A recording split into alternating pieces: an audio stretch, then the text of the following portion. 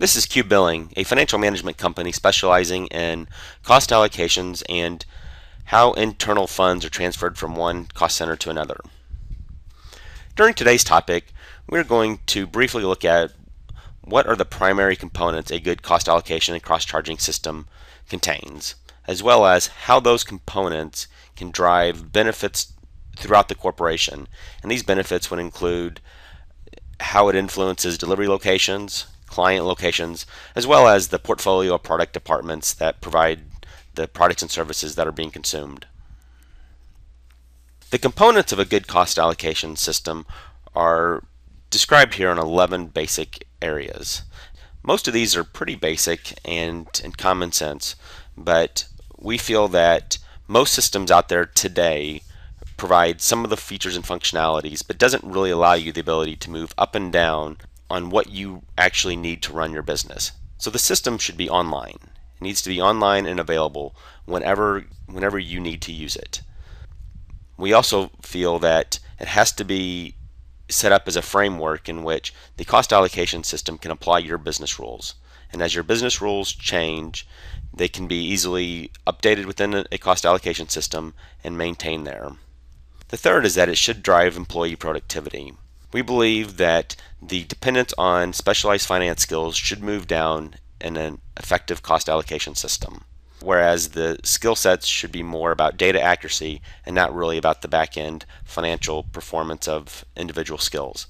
The second is that the amount of time the organizations that provide a service and receive a service, the amount of time that they spend disputing the different charges should significantly decrease by at least 50%. The next area that we find within a cost allocation system is that it should be able to contain a centralized database that easily facilitates the ability to research data. This is both the information that is posted in today's transactions as well as all the historical information that is within the system. So all that needs to be available at an individual's fingertips. The next point that we have is the ability to mirror the current and future organizational structures. And we believe this is an absolutely critical component of a good cost allocation system, in that the way you run your business today will change over time. A cost allocation should mirror the way you run your business today, because those are the drivers that you use to do performance reviews, evaluations, productivity initiatives, all the different things that go into running your business in the most optimal manner. And as your business changes, either from the maturation process, as you acquire new businesses, as you divest part of your business, your cost allocation system needs to be directly aligned to how that business changes over time. And it needs to not only be able to occur, but occur easily and rapidly. The sixth area that we have listed is the ability to categorize components to measure the productivity improvements. And what we mean by this is that as you put in place different areas of productivity initiatives, how is that data captured quantitatively? Are you trying to move your products and services towards a standardized environment, or maybe you're moving from something standardized to a more of a custom solution? Are your services providing value, or is the cost being consumed on something that's not a value-added type of service? And then the frequency. It may provide insight as to end of life and how often different components and services are being consumed. Cost structures are constantly changing. As such, a cost allocation system needs to accommodate all future cost structure changes. The ability to see all of the details associated with charges is another critical component within a good cost allocation system. Different companies need different amounts of details in order to understand their operational effectiveness. Some companies may have hundreds of thousands or millions of rows of information, whereas other companies may have a fraction of that.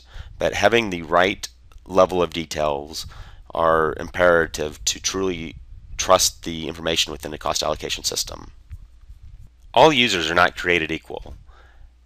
The users within your company have different needs. As such, a good cost allocation system needs to be able to take user profiles and allow those users to see every bit of information that they need to have access to, but nothing more and nothing less. Being able to view transactions before they're posted to your general ledger or P&L statement is a component of a cost allocation system that helps to move your company from a reactive environment to a proactive structure. And the last component is easy to use. Just imagine if you had a system that you could log on to and access all the information that you needed, that's easy to use, that's intuitive, and it doesn't require any training. These are the basic components that we think of a cost allocation system should have, and if they can maintain these types of components, it will make the access to your data that much more rich and available to make better business decisions as you move forward. As we walk through the next 3 slides, we're going to leverage what we just talked about as far as the components of a good cost allocation system.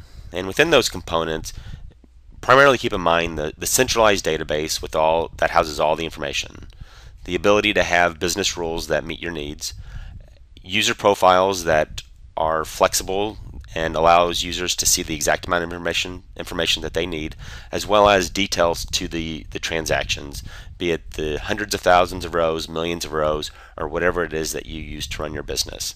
The other thing to keep in mind is that this hierarchy depicts how a business is run from an organizational perspective. So when we look through this example, what we're looking at here would be a delivery location that wants to access information. And this delivery location is set up where they run their business by regions, and so this would be the Americas region. And within the regions, they have delivery centers. And within each delivery center, they have locations, and under each location, they have originating cost centers. And the originating cost centers is what this client would use to monitor all the relief that they obtain. And the internal clients would be essentially an account team, and the account teams would have the expense associated with the originating cost centers. So in this example, what we can see is that the Americas region can drill down into the USA at the south location, looking at the originating cost center of 1, 2, 3, 4 for monitoring. This monitoring provides services to all the internal clients, and it can drill down all the way down to JetBlue and look at the expense lines within JetBlue's cost center or general ledger at each individual transactional level. Just imagine how powerful this can be depending on where you reside within the organization. You may run a region and want to have access to all of the regional data, or maybe you just monitor an individual originating cost center and want to make sure that the data is accurate. You can drill down all the way into the detailed information as well as roll it all the way back up to see how it looks at a regional perspective. The second example is taking this exact same scenario and looking at it from a client perspective. So an internal client, again JetBlue, may want to manage its business using cost centers. So it has receiving cost centers, and each cost center would comprise of the services that they receive from all the different delivery locations. And this would be the mainframe, the data center, facilities, application services, network, workplace, and so on. They then could drill down into where all the data center services are located. And they may have data center services that they utilize throughout several different regions.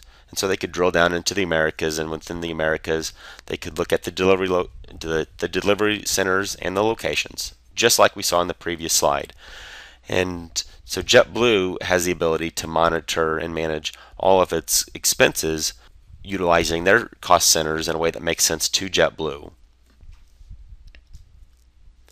And the third type of scenario would be the portfolio, or the products and services that are being consumed. And so in this hierarchy, we're looking at IT services as the service, and it has several different offerings within it.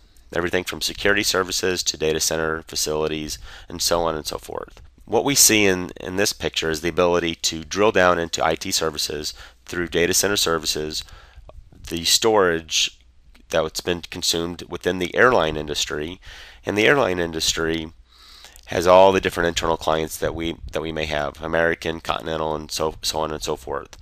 And so what this allows us to do is look to see where our services are consumed by client. And we could look at this exact same thing by where our services are actually produced by delivery location. All of these different components are dynamically built within QBilling, and they are actively resided within the application itself.